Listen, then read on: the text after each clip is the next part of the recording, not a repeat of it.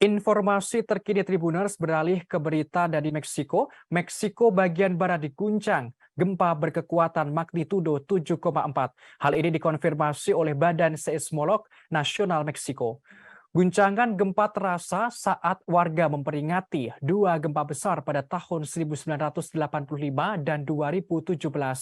Sementara itu, survei geologi Amerika Serikat memperkirakan gempa itu bermagnitudo 7,6. Badan Seismolog Nasional Meksiko menerangkan pusat gempa terletak 59 km selatan Colcoman di negara bagian Michoacán. Tepatnya pantai Pasifik beberapa ratus kilometer barat Mexico City. Saat itu alarm gempa di Mexico City berbunyi kurang dari 1 jam setelah ibu kota mengadakan latihan darurat bencana. Sontak orang-orang langsung berhamburan ke jalan.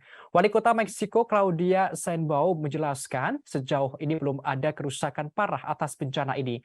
Sebagaimana diketahui pada 19 September 1985, gempa bermagnitudo 8,1 di Mexico City menewaskan lebih dari 10.000 orang dan menghancurkan ratusan bangunan. Selanjutnya pada tahun 2017, gempa Meksiko bermagnitudo 7,1 menyebabkan sekitar 370 orang tewas, terutama di kota Mexico City.